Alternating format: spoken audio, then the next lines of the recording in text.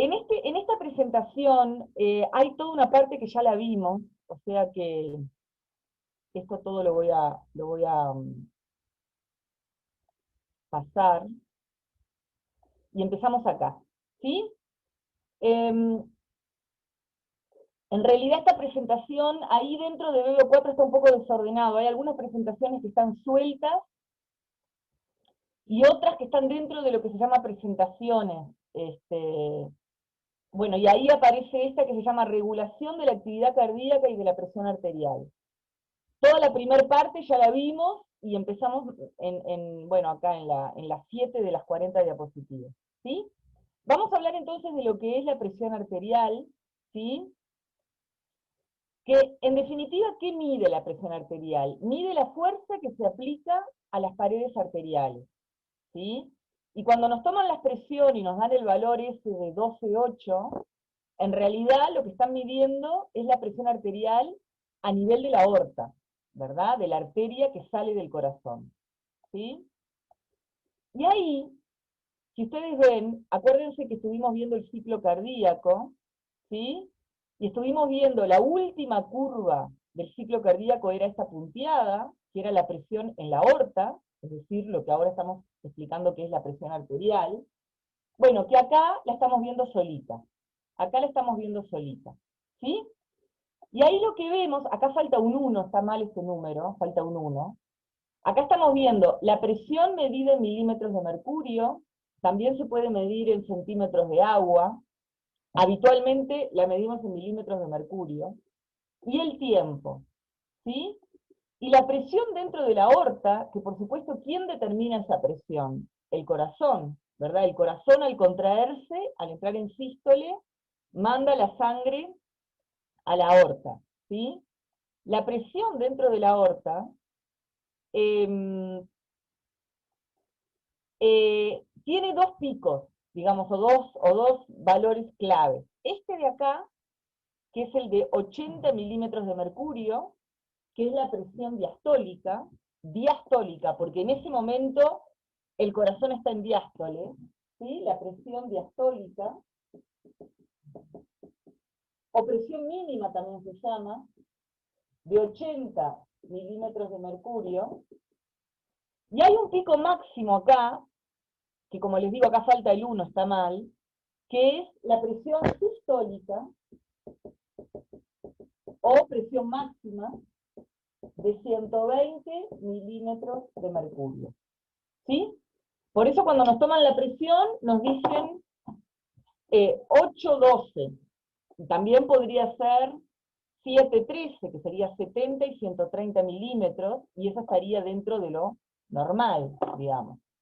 Vean que hay una subida brusca de presión en la aorta, y luego una subida más lenta, hasta llegar al máximo de 120 milímetros de mercurio.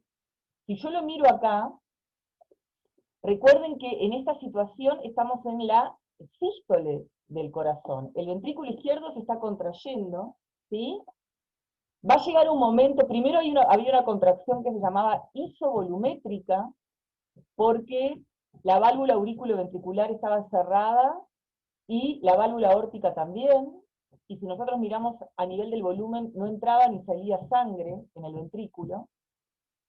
Y llega un momento que cuando la presión dentro del ventrículo supera a la presión dentro de la aorta, que está en su mínimo, se abre la válvula aórtica y comienza esta fase de expulsión, en donde el ventrículo manda la sangre a la aorta. En la primera mitad de esa fase de sístole, la presión dentro del ventrículo sigue siendo mayor a la presión dentro de la aorta. Hasta que más o menos en la mitad de la sístole llegamos a la presión máxima, que es de 120 milímetros de mercurio, y se invierte, ¿verdad? Ahora la presión dentro de la aorta es mayor que la presión dentro del ventrículo, ¿sí?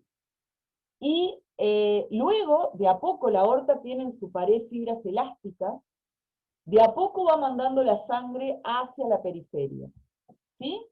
Y por otro lado, en el ventrículo se comienza a relajar el ventrículo, porque previamente se repolarizó, ¿sí? Y se empieza a generar en este punto lo que se llama un flujo retrógrado. Hay más presión de sangre en la aorta que en el ventrículo, se genera un flujo retrógrado y esta B corta que se produce acá, en donde se cierra la válvula aórtica. Recuerden que la válvula aórtica produce, el cierre de la válvula aórtica, produce este segundo ruido. Acuérdense que teníamos dos ruidos. Un primer ruido grave y sostenido, el pum, producido por el cierre de la válvula auriculoventricular, y el segundo ruido, el tac, que era como un chasquido, producido por la válvula, el cierre de la válvula aórtica. Y más o menos entre el primer ruido y el segundo ruido iba la sístole, y entre el segundo ruido y nuevamente el primer ruido iba la diástole. Y la aorta de a poco va mandando la sangre hacia la periferia.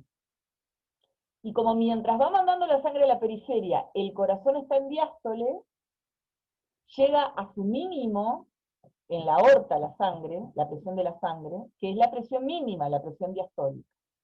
¿Sí? O sea que esta es la presión diastólica, que es la misma que esta, y esta es la presión sistólica, que es la misma que esta. ¿Sí? Entonces, a ver si me siguen viendo la curvita sola. La curvita sola muestra una presión diastólica de 80, una subida primero brusca de presión, luego una subida más lenta hasta llegar al máximo. Y más o menos por acá, estamos en la presión máxima, 120 milímetros de mercurio, se invierte y la presión dentro de la aorta es mayor que la presión dentro del ventrículo. Y acá en esta incisura aguda que se produce acá, se cierra la válvula aórtica y se produce el segundo ruido, el tac. Y de a poco, la aorta va mandando la sangre hacia la periferia. Esto es lo que se llama el declive diastólico. ¿Sí? ¿Por qué diastólico? Porque el corazón ahí está en diástole. Y termina llegando al mínimo de 80 milímetros de mercurio. La diferencia entre la presión sistólica de 120 milímetros de mercurio y la presión diastólica de 80, se llama presión de pulso. Y es importante esa diferencia, ¿verdad? Esos 40 milímetros de mercurio. Podemos tener varios problemas con la presión. Podemos tener problemas de que seamos hipertensos y tengamos una presión alta. Puede ocurrir que la presión diastólica y la sistólica estén más cercanas, y eso tampoco es bueno, ¿sí? Hay que tratar de mantener esa diferencia de 40 milímetros, que es la presión de pulso. ¿Sí? Bien, sigamos. ¿Cómo se mide la presión? Como les digo, actualmente hay unos aparatos electrónicos que son muy fáciles, ¿sí? Pero todavía se ven estos aparatos, los enfermeros continuamente, cuando estamos internados, nos toman la presión con estos aparatos, ¿sí? ¿Por qué, antes de que me olvide, por qué se habla de 120 milímetros de mercurio o 80 milímetros de mercurio? Porque si yo en ese momento cortara la aorta, la sangre salta un chorro de 120 milímetros o de 80 milímetros. ¿Sí? Y hay aparatos como estos que miden, que tienen como un relojito, en donde se marca la presión, tienen un manguito que inflamos, ahora vamos a entender la lógica de estos aparatos, ¿sí? Tienen una perita de goma, que es lo que tiene en la mano acá la persona, para inflar justamente este manguito, y tiene un estetoscopio para escuchar los ruidos. Algunos de estos aparatos además tienen unido como una columna de mercurio, que además de ver el número, ustedes ven cómo sube. ¿Sí? ¿Y cuál es la lógica de esta tomada de presión? Se pone este manguito, ¿cómo se hace teóricamente? ¿No? Se pone este manguito en el brazo, ¿sí? Se pone el estetoscopio por debajo del manguito, ¿verdad? Se infla el manguito, o sea que se tiene que cerrar una válvula que tiene esta pera de goma, y se infla el manguito, ¿sí? Y ¿hasta cuánto se infla? Hasta cuando el aire que le doy a este manguito colapsa, cierra la arteria esta de acá. Y entonces, ¿qué va a pasar? Yo, mientras tanto, voy a escuchar con el estetoscopio, ¿verdad? Yo voy a tener que inflar el manguito a una presión mayor que la presión máxima del paciente.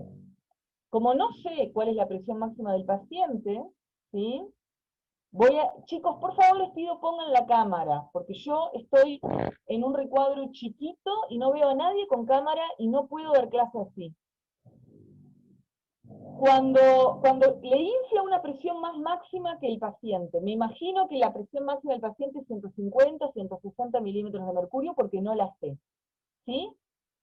Y en ese momento, como está totalmente colapsada la arteria, yo no escucho ningún ruido. Abro la válvula de a poquito, porque si la abro muy bruscamente se me va mucho el aire, y sigo escuchando.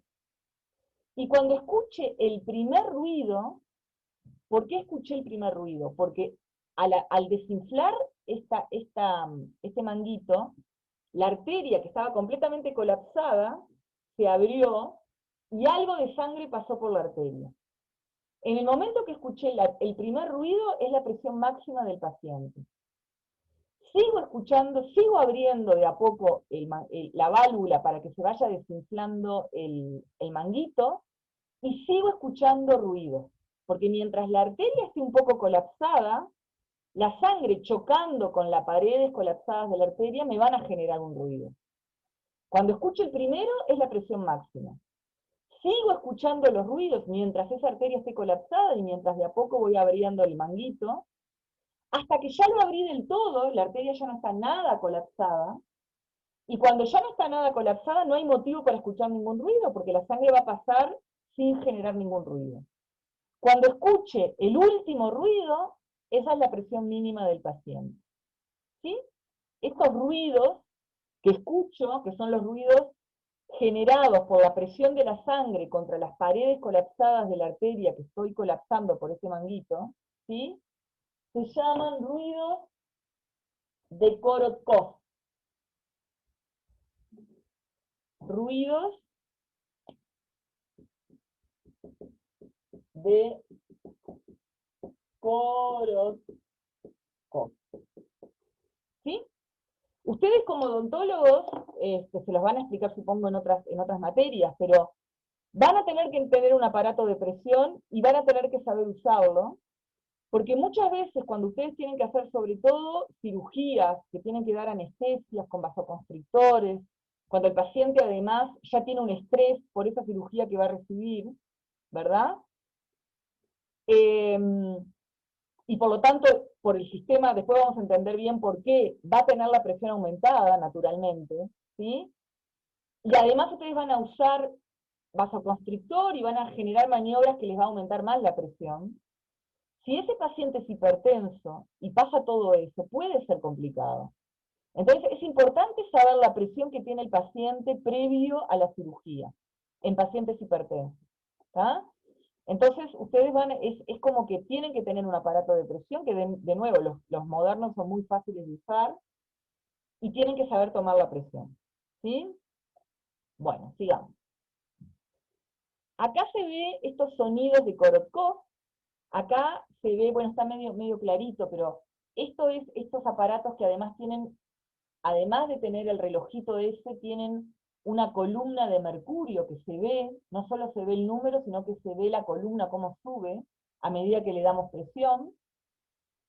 Y de nuevo, yo doy una presión mayor a la máxima, abro con cuidado la válvula de la perita de goma para que se desinfle el manguito, y el primer ruido que escucho, que sería es la presión máxima del paciente, que en este caso es 120 milímetros de mercurio.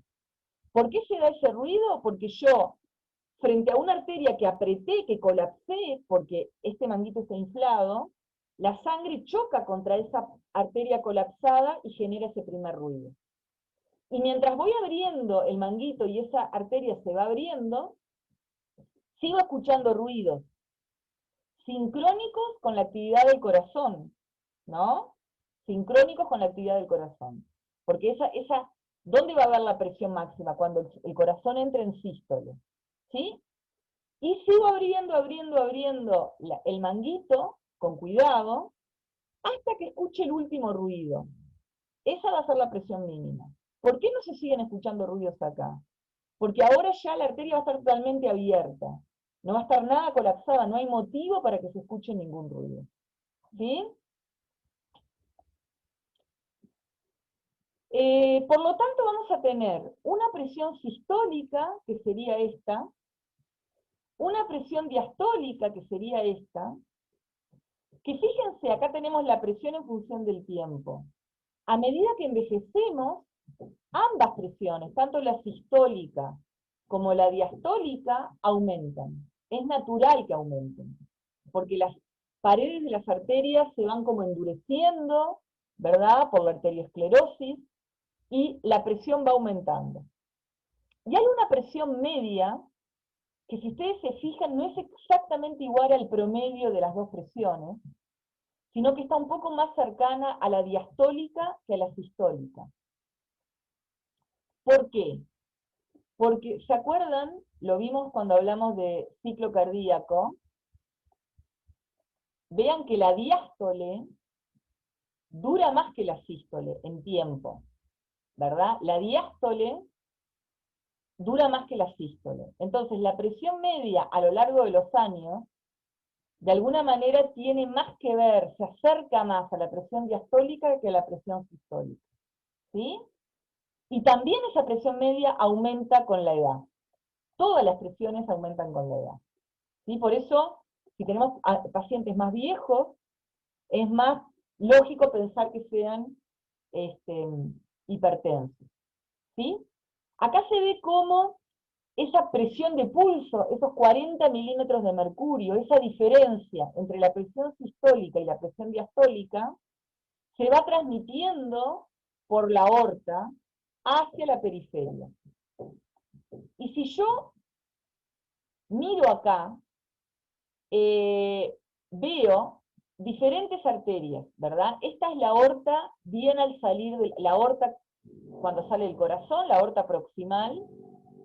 Después más abajo está la arteria femoral, ¿verdad? Más abajo la arteria radial. Más abajo una arteriola, que se acuerdan que las arteriolas eran las arterias más chiquitas que todavía tenían músculo liso. Y más abajo todavía los capilares. ¿Sí? Recuerden que después de los capilares vienen las vénulas y las venas. ¿Sí? Y si ustedes cortan una arteria, cuanto más próxima al corazón, más presión de pulso van a encontrar. Más diferencia entre la presión máxima sistólica y la presión mínima diastólica. ¿Sí? Si ustedes cortan esa arteria, van a ver que la sangre sale realmente a chorros. ¿Sí? Esos chorros van disminuyendo a medida que me voy alejando del corazón. La arteria femoral que irriga el fémur también tiene chorros, pero capaz que menos que la aorta proximal. La arteria radial que irriga el radio también, pero mucho menos que la arteria femoral. A nivel de la arteriola todavía se vislumbra un poquitito, pero mucho menos. Y si yo corto un capilar, que es lo que me corto cuando estoy cortando cebolla y me sangra un dedo, no veo los chorros, ¿verdad? El flujo de sangre es continuo. ¿Qué pasó? Todo el árbol arterial se adapta o hace de alguna manera que esa presión de pulso, digamos, se amortigüe. Amortigua, esa era la palabra, amortigua la presión de pulso. Todo el árbol arterial. Recuerden que las arterias tienen músculo liso en su pared, algunas tienen fibras elásticas como la aorta, y todo el árbol arterial va amortiguando la presión de pulso, para que a nivel del capilar el flujo de sangre sea continuo. ¿Sí? Acá vemos las presiones sanguíneas en las diferentes partes del sistema circulatorio. ¿Sí? Entonces acá no solo están las arterias, ¿verdad? También están los capilares, toda la parte de venas, ¿sí? Fíjense, acá tenemos lo que sería la circulación mayor, o sea, cómo el corazón se comunica con todos los tejidos del organismo, salvo los pulmones, ¿no? Recuerden que del ventrículo izquierdo salía la aorta, que mandaba la sangre a todos lados, y de los tejidos llega la sangre al corazón por las venas cavas superior e inferior a la aurícula derecha, ¿sí? Primero vean esto, en la vena cava, en la desembocadura de las venas cavas con la aurícula derecha, la presión es 0 milímetros de mercurio, ¿sí? Y ya vimos que en la salida del corazón, en la aorta, tenemos dos presiones, una presión máxima o sistólica de 120 milímetros de mercurio y una presión mínima o diastólica de 80. Y la sangre sale a chorro, como se ve acá. En las arterias grandes sigue estando esos chorros. En las arterias pequeñas se comienza a amortiguar esos chorros. Y en las arteriolas todavía se amortigua más, ¿no? Por eso si yo corto una arteriola, veo todavía, pero mucho menos, la salida a chorros de la sangre. Y luego tenemos acá los capilares, que están irrigando todos los tejidos. Fíjense que a nivel de los capilares, vamos, el capilar, ¿sí? Si yo tengo un capilar, el capilar va a estar, acuérdense cuando hablamos de hemostasis, hablamos un poquito de esto, ¿no? Teníamos las arteriolas con su músculo liso, ¿verdad? Después teníamos las meta-arteriolas que iban como perdiendo ese músculo liso, y de ahí salía una red de capilares. Después estaba el canal preferencial, y después venían las vénulas. O sea, el flujo de sangre era en este sentido, ¿no? Acá están las células de los tejidos. ¿Sí? En el inicio, acá, en el inicio de cada capilar, lo hice enorme el capilar, ¿no? Perdón. No, me quedó horrible el dibujo, esperen un minuto. Esperen que lo voy a hacer de nuevo.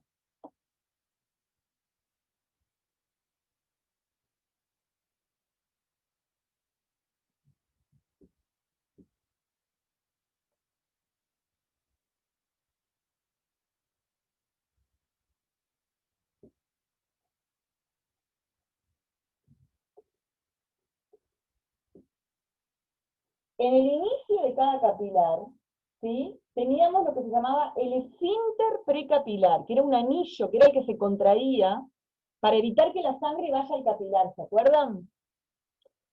Bien, pero el capilar en definitiva, el capilar tiene un extremo que sería el extremo arterial, que es de donde nace de la arteriola o de la metaarteriola, y un extremo que sería el extremo venoso.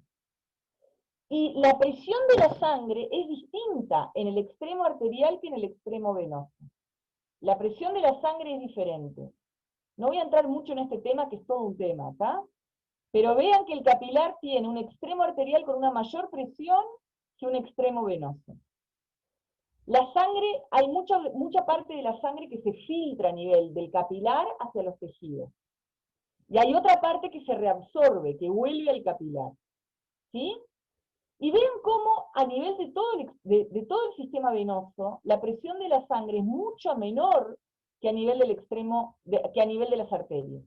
Como les dije, a nivel de la vena cava, la presión es 0. ¿Sí? Es muy difícil para la sangre volver desde el dedo gordo del pie, cuando estamos parados, hasta el corazón. Es muy difícil porque la sangre tiene que ir en contra de la gravedad. ¿Sí? Y por eso es tan fácil que cuando nosotros estamos quietos mucho tiempo, parados, quietos, o en un avión mucho tiempo sentados, se nos hinchen las piernas, porque no le es fácil el retorno venoso a la sangre. Para eso, de alguna manera, las venas tienen válvulas que ayudan a ese flujo, y lo otro que ayuda es la contracción del músculo estriado esquelético alrededor de los músculos que están alrededor de las venas. Por eso cuando se nos hinchan los pies, ¿qué hacemos? Movemos los pies casi instintivamente, ¿verdad? Porque al mover los pies, contraemos los músculos, las venas tienen una pared muy, muy fina, y eso aprieta las venas y hace que la sangre vuelva a la aurícula derecha. También hay muchas enfermedades que hacen que en la aurícula derecha no sea cero la presión, y obviamente ahí es más difícil que la sangre vuelva. ¿Sí? Bueno, y acá lo que se ve es la circulación pulmonar, es cómo el corazón se contacta con el circuito menor con los pulmones. ¿Sí? Bien, sigamos. Bueno, vamos a hablar un poquito, hablamos entonces de lo que es la presión arterial, de cómo se mide, pero ahora entramos en todo lo que es el terreno de cómo se regula esa presión arterial. Porque no es la misma la presión arterial que yo necesito cuando estoy tranquila, cuando estoy durmiendo, cuando estoy haciendo un ejercicio, cuando estoy corriendo en la rambla, cuando me pongo nerviosa. Es diferente. Entonces, de alguna manera, esa presión se tiene que regular. ¿Cómo? Estas son dos fórmulas que las tenemos que saber y entender. Porque a partir de ahí vamos a entender toda la clase. ¿Sí? La presión arterial es igual al gasto cardíaco por la resistencia vascular periférica. Vamos a entender qué es cada una de estas cosas. Gasto cardíaco, ya lo vimos, ¿verdad? Gasto cardíaco, tienen un minuto que toca admitir a alguien. Gasto cardíaco es igual a volumen sistólico, que era la cantidad de sangre que sale del corazón cada vez que el ventrículo se contrae, que normalmente es de unos 70 centímetros cúbicos de sangre. ¿Sí? Esperen que no estoy encontrando el borrador. No sé. Después lo busco. Lo normal son 70 centímetros cúbicos de sangre o 70 mililitros de sangre. En condiciones basales cuando estoy tranquila. Y la frecuencia cardíaca es la cantidad de veces que el corazón se contrae por minuto. A ver, ¿quién me dice quién determina la frecuencia cardíaca y por qué?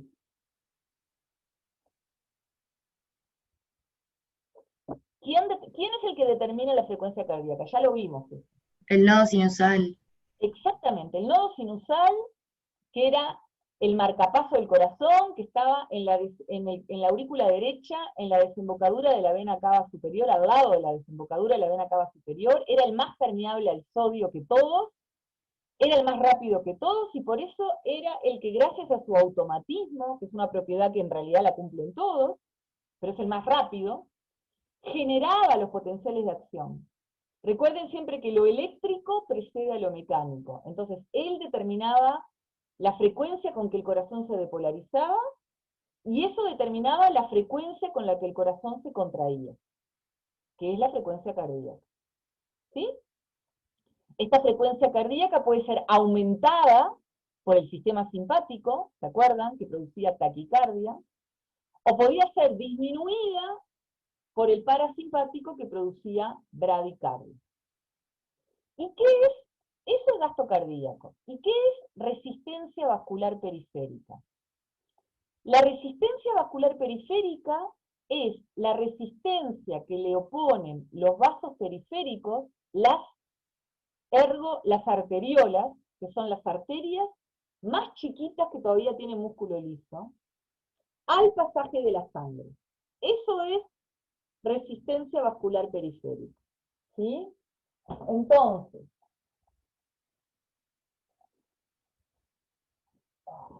esperen un minuto que agarre algo que me ayude a borrar. Está.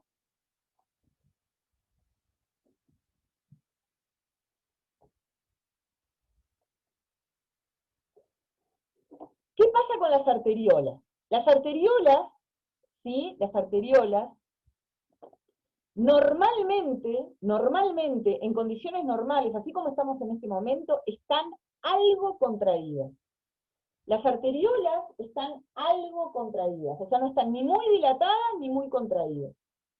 A eso se le llama tono simpático, digamos, el tono simpático, ahora vamos a entender más qué significa eso, determina que las arteriolas estén algo contraídas. ¿Está? El tono simpático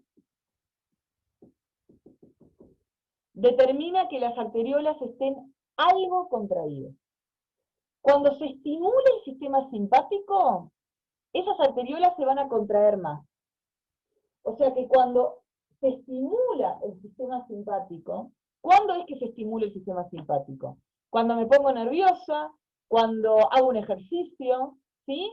Cuando se produce la reacción de alarma generalizada, ¿sí? ¿Qué va a pasar ahí? Las arteriolas se van a vasocontraer, se van a contraer más. Y si se contraen más, ¿qué pasa con la resistencia vascular periférica? ¿Se hacen más resistentes o menos resistentes al pasaje de la sangre? ¿Qué me dicen ustedes? Resistencia. Más resistente.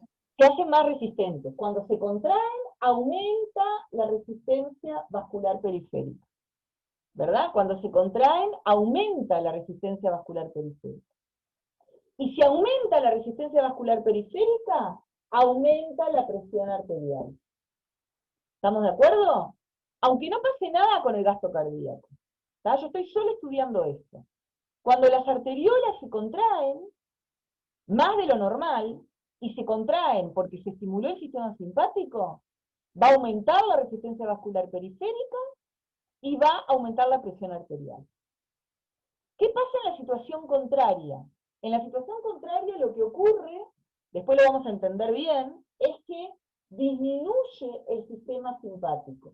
Porque las arteriolas, que eran los vasos periféricos, solo eran inervados por el sistema simpático. El parasimpático no los inervaba. Cuando disminuye la estimulación del sistema simpático, ¿qué pasa con esas arteriolas? Se vasodilatan. ¿Verdad? Se dilatan, más de lo normal, más de lo que estaban siempre algo contraídos, se dilatan más.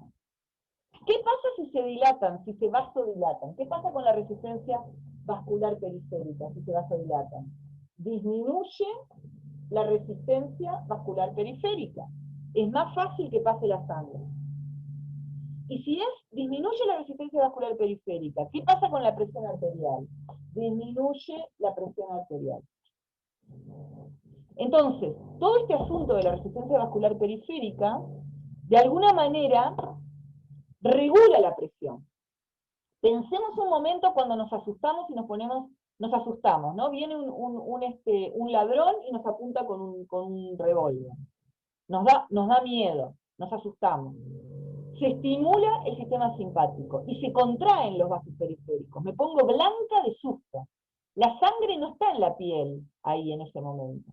Me pongo blanca de susto, pálida. ¿Por qué? Porque esos vasos periféricos se contrajeron, la resistencia vascular periférica aumentó, y aumentó la presión arterial. ¿Por qué en realidad aumentó la presión arterial? Para que esa sangre vaya a donde necesito en ese momento. ¿Dónde necesito en ese momento? Bueno, depende si soy medio inconsciente y le pego al ladrón o me voy corriendo, pero algo que haga que sobreviva, algo que haga que yo pueda salir de esa situación, ¿sí?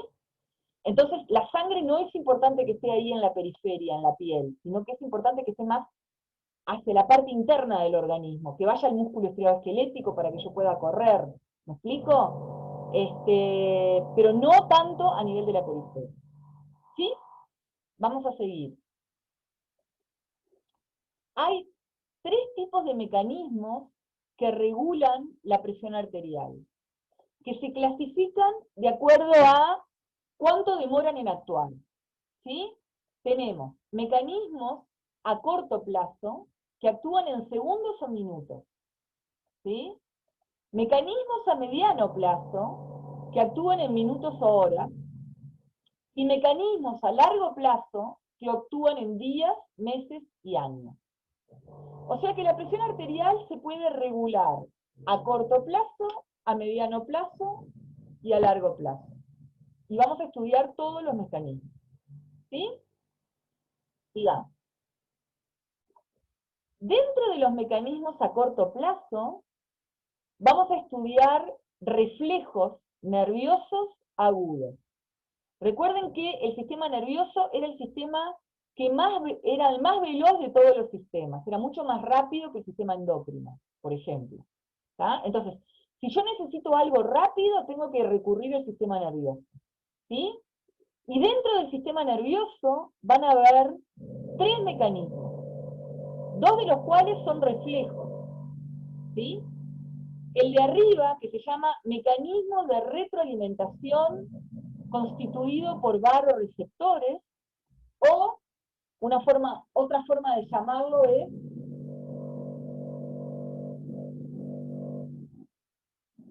reflejo barorreceptor. ¿Tá? El primero es el reflejo barorreceptor. ¿Tá? Ahora después lo vamos a ver bien. Luego el segundo no es un reflejo. El segundo punto no es un reflejo. Este que se llama mecanismo de isquemia del sistema nervioso central, también se puede llamar, les doy otro nombre para que lo entiendan, respuesta isquémica del cerebro. Es otra manera de llamarlo. ¿Sí?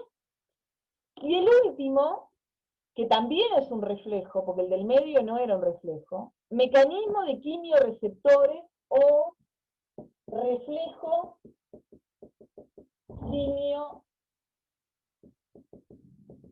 quimioreceptor. Son los tres mecanismos a corto plazo que regulan la presión en segundos o minutos que vamos a ver. ¿Sí? Entonces,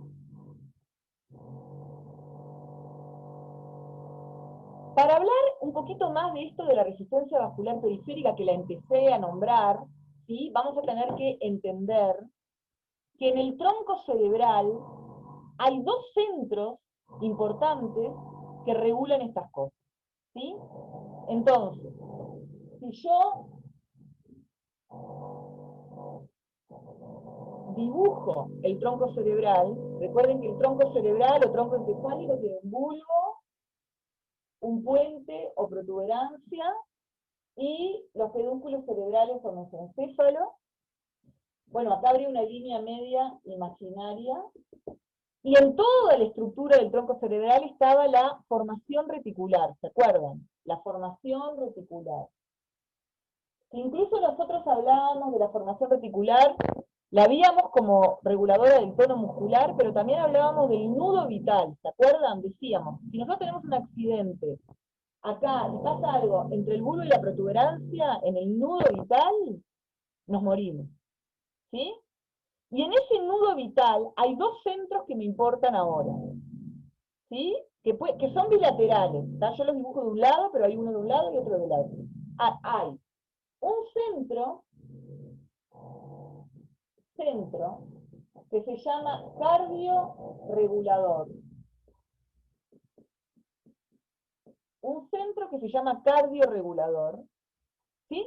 Y hay otro centro que se llama vasomotor. ¿Está? De un lado y del otro.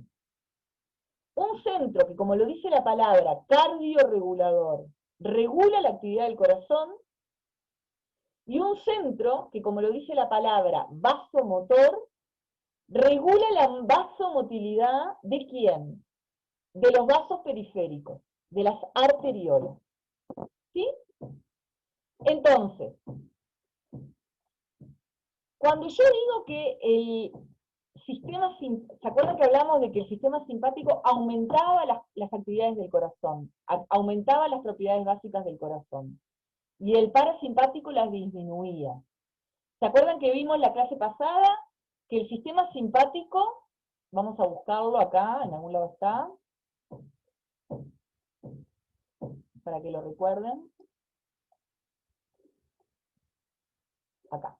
El sistema simpático llegaba fundamentalmente a los ventrículos. ¿Se acuerdan que la neurona preganglionar del sistema simpático estaba en el asta lateral de Stilling, de la torácica 1 a la lumbar 2 o 3?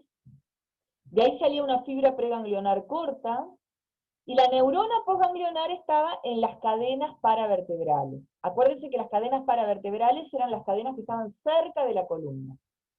Y de ahí iban los nervios simpáticos y llegaban fundamentalmente a los ventrículos. ¿Sí? ¿Y qué hacían ahí? Liberaban noradrenalina, que depolarizaba las fibras del ventrículo, y acuérdense que el sistema simpático aumentaba todas las propiedades del corazón: el automatismo, la excitabilidad, la conductibilidad y la contractilidad. Y por lo tanto aumentaba el gasto cardíaco, ¿verdad? El sistema simpático aumentaba. Acuérdense que gasto cardíaco era igual a volumen sistólico por frecuencia cardíaca, ¿no? El sistema simpático aumenta el volumen sistólico porque aumenta la fuerza con la que el ventrículo se contrae, aumenta la contractilidad, saca más sangre del ventrículo y aumenta la frecuencia cardíaca porque producía taquicardia. Y por las dos razones aumentaba el gasto cardíaco. O sea que si presión arterial es igual a gasto cardíaco por resistencia vascular periférica, el sistema simpático, al aumentar el gasto cardíaco, está aumentando la presión arterial. Ahora, la pregunta es, ¿quién le dice al sistema simpático que haga eso? ¿Quién le manda al sistema simpático todo eso que ya vimos? Se lo manda el centro cardiorregulador. El centro cardiorregulador es un centro nervioso que hay en el tronco cerebral. Y como todo centro nervioso, tanto el centro que regula la actividad del corazón, como los centros que regulan la respiración o que regulan la deglución, recuerden que la definición de un centro nervioso es un acúmulo de neuronas que tienen cierta independencia, que tienen cierta autonomía, que tienen cierta jerarquía. Son más importantes que, por ejemplo, los núcleos de los pares craneanos, tanto los sensitivos como los motores, como los vegetativos.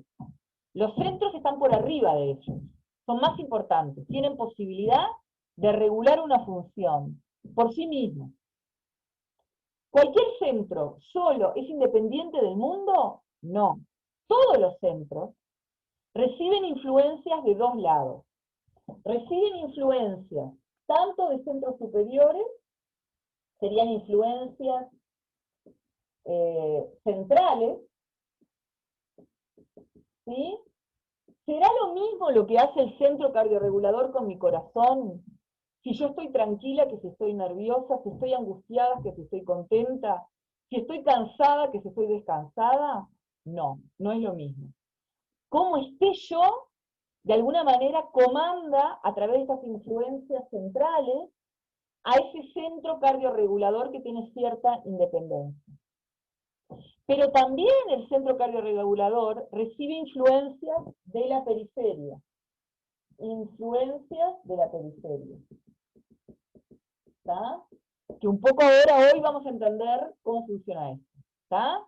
Porque no es lo mismo si yo estoy en ese momento con la presión baja que con la presión alta. No es lo mismo si yo en la sangre tengo mucho oxígeno o mucho anhídrido carbónico. Todo eso va a influir, serían las influencias periféricas, que también influencian, valga la redundancia, al centro cardiorregulador.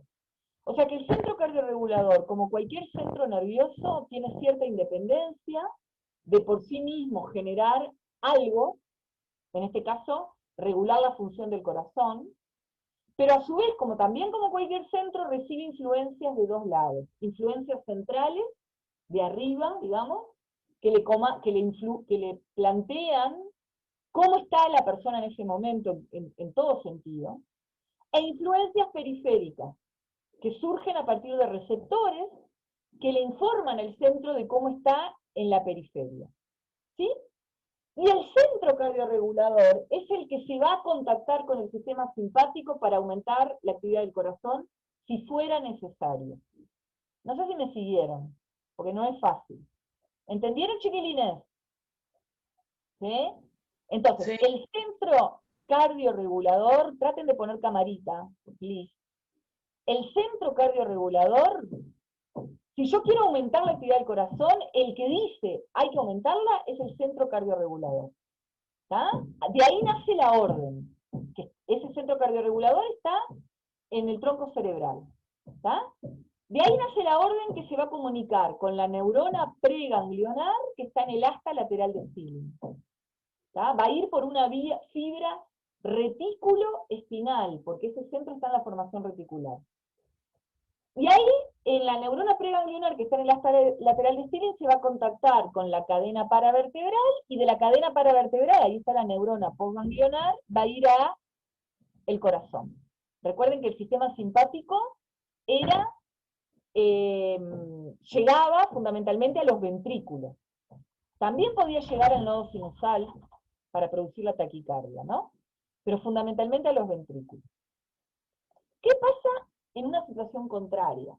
En una situación en la que yo tengo que disminuir la actividad del corazón. ¿Sí? Por ejemplo, acabo de correr en la Rambla, estoy cansada, me siento en un banco de la Rambla. Y quiero bajar la actividad del corazón. ¿De dónde van a hacer la orden para que pase eso? También del centro cardiorregulador. Pero ahora el centro cardiorregulador se va a tener que contactar con quién les parece, ¿con el sistema simpático o con el parasimpático? Parasimpático. Con el parasimpático, exactamente. Y el parasimpático, recuerden, por eso tenemos que ir uniendo las piezas del rompecabezas. ¿Tá? El parasimpático tenía la neurona preganglionar en el tronco cerebral. Específicamente estaba en el bulbo. Había un núcleo que se llamaba núcleo cardio-gastro-neumoentérico, o también le llamaba núcleo dorsal del vago. Les recomiendo que ustedes vuelvan a ver la clase de sistema nervioso vegetativo para entender esto. ¿Está? Entonces, en ese núcleo cardio-gastroneumoentérico, núcleo dorsal del vago, estaba la neurona preganglionar parasimpática. Cuando el centro cardiorregulador decide que hay que bajar la actividad del corazón, ahí cuando me senté en el banquito de la Rambla después de correr, va a contactarse a través de sinapsis con esa neurona preganglionar. De ahí va a salir una fibra preganglionar larga del vago, ¿verdad? Y para el corazón, la neurona postganglionar está en la propia pared del corazón. Y acá vamos a ver que hay dos vagos. Un vago derecho, que llega al nodo sinusal, y un vago izquierdo, que llega al nodo aurículo-ventricular. ¿Y qué hacen los vagos al llegar a estos lados?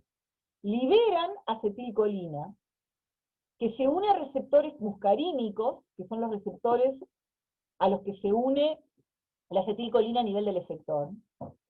¿Y qué va a pasar con estas fibras, tanto del nodo sinusal como del nodo aurículo-ventricular? Se van a hiperpolarizar.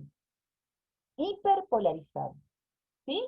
Y por lo tanto, se va a producir a nivel del nodo sinusal una disminución de la frecuencia cardíaca, la bradicardia. Y a nivel del nodo aurículo-ventricular se va a producir ¿qué pasaba en el nodo auriculoventricular? A ver, recuérdenme, ¿qué era lo que pasaba normalmente en el nodo auriculoventricular?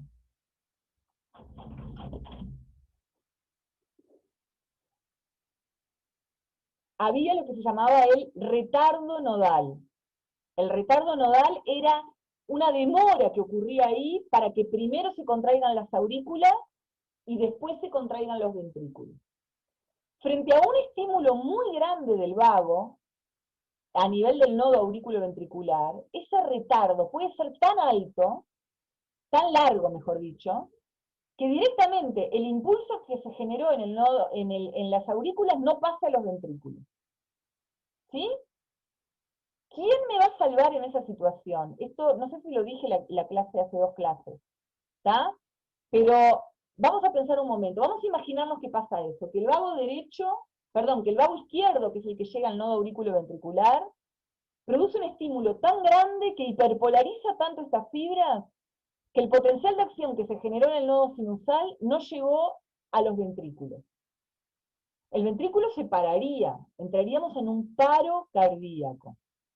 Hay algo que se llama escape vagal,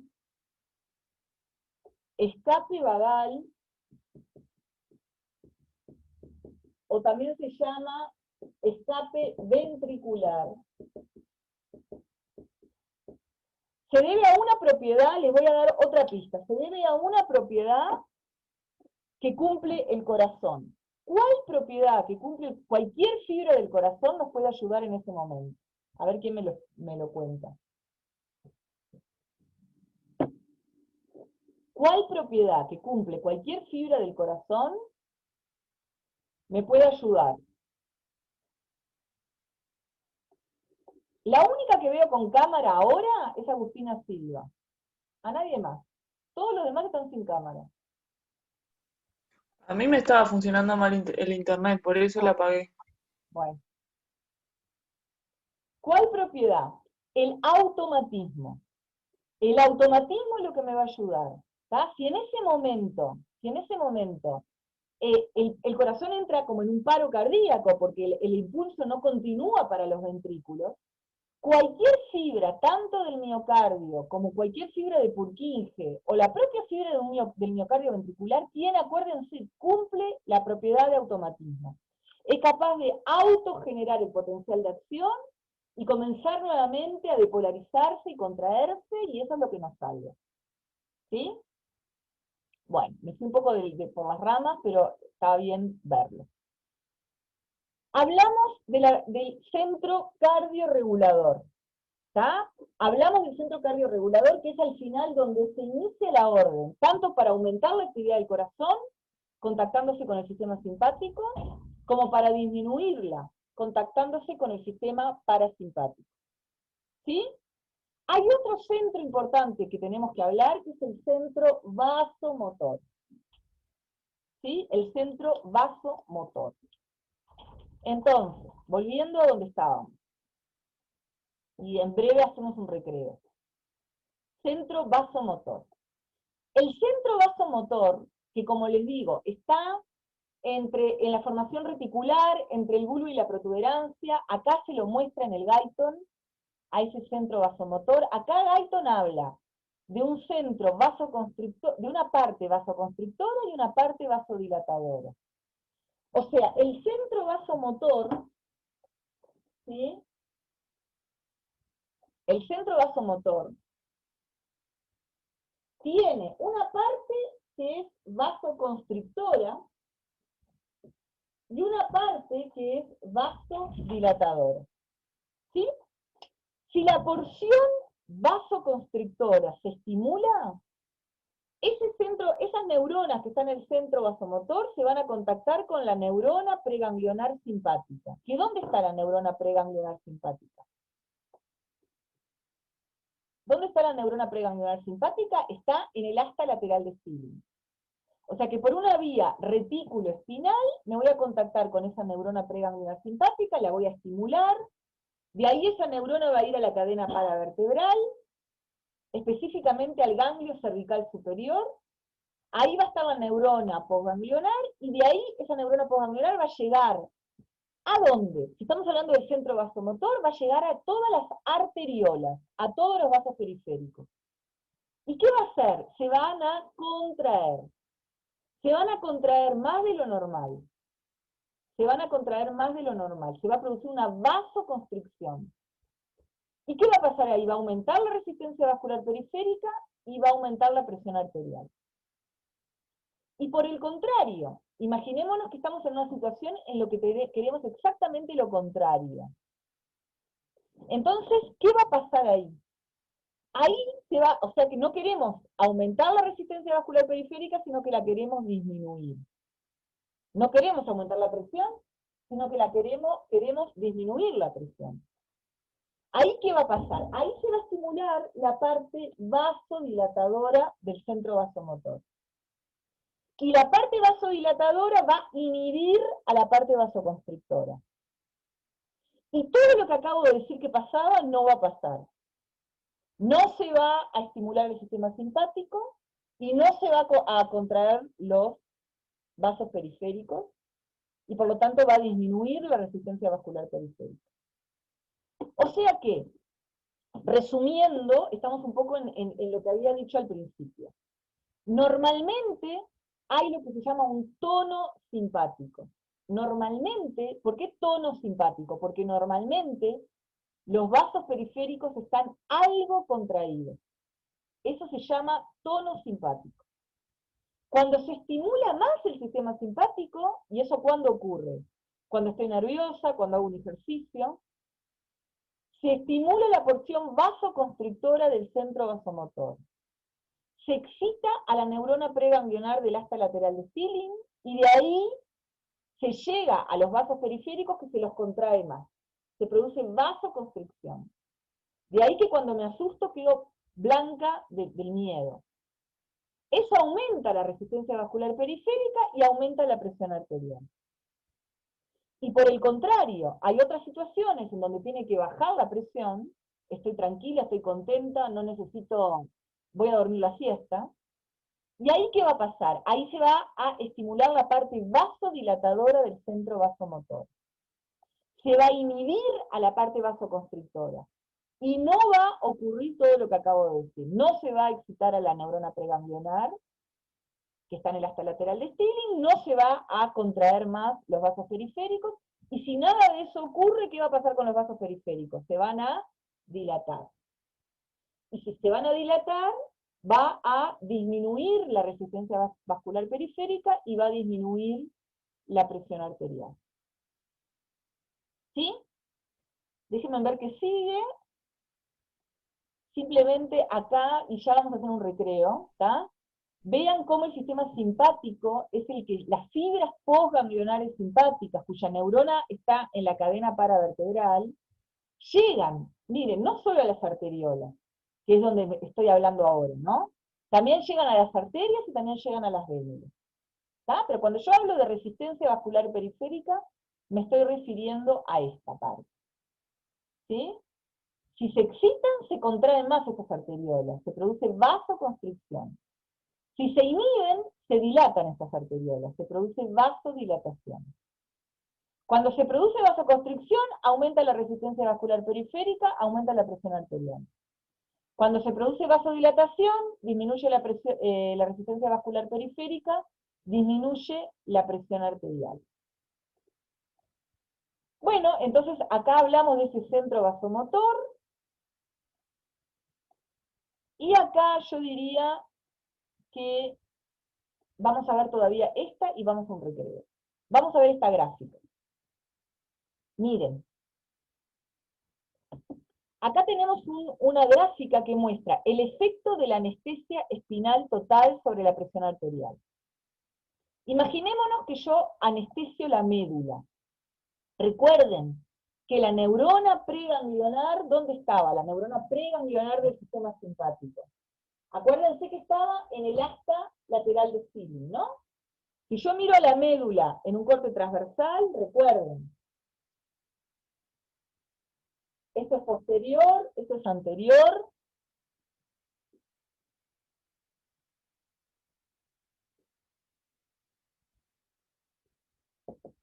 ¿No? Lo posterior era sensitivo, lo anterior era motor.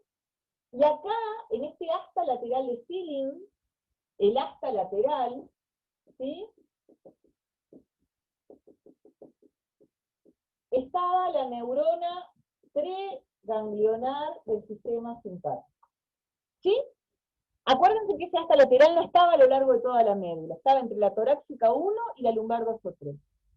Imaginémonos que yo anestesio esa médula, o sea que esa neurona no hace nada. ¿Está? Fíjense, yo acá tengo la presión arterial de la persona en función del tiempo. Lo normal que la presión media sea de 100 milímetros de mercurio. Recuerden que la presión sistólica es de 120, la presión diastólica es de 80, 120 más 80 son 200, dividido 2 es 100. El promedio matemático es 100. ¿Está? Ahora, yo en este momento anestesio la médula. Al anestesiar la médula, esta neurona ya no está generando el tono simpático ese del que hablábamos. No está contrayendo a nadie. Miren cómo baja la presión. De 100 a la mitad. O sea que si la médula no está, si el sistema simpático no está produciendo la vasoconstricción esa natural, ese tono simpático del que hablé, la presión, perdón, baja a la mitad. Yo le inyecto acá norepinefrina, que es lo mismo que la noradrenalina. Recuerden que el sistema simpático tenía una neurona preganglionar, que estaba en el asta lateral de Stilling, una fibra preganglionar corta, que hacía sinapsis con una neurona en el ganglio de la cadena paravertebral, y esa neurona liberaba, en este caso a las arteriolas, noradrenalina, o norepinefrina, que es lo mismo. ¿Tá? Y se unía a receptores adrenérgicos que hay ahí en el músculo liso de las arteriolas. Cuando yo le inyecto al animal este experimental noradrenalina o norepinefrina, que es lo mismo, va a hacer lo mismo que hacía el sistema simpático. Y miren qué pasa rápidamente. Aumenta y mucho la presión arterial. ¿Por qué? Porque ¿qué hizo esa norepinefrina? Vasocontrajo a las arteriolas, aumentó la resistencia vascular periférica y por lo tanto aumentó la presión arterial. ¿Cuánto dura ese efecto? Lo que dura la noradrenalina en la sangre. El tema es ese, que rápidamente la noradrenalina desaparece de la sangre. Y ahí volvemos a la presión de 50 milímetros de mercurio. O sea que acá lo que podemos ver es que de los 100 milímetros de mercurio, el efecto de la resistencia vascular periférica es de la mitad. El sistema simpático, que está todo el tiempo excitando a esos vasos periféricos y contrayéndolos algo, generando ese tono simpático normal, determina que en vez de ser 50 la presión sea 100. Y que cuando anestesia la médula, eso desaparece.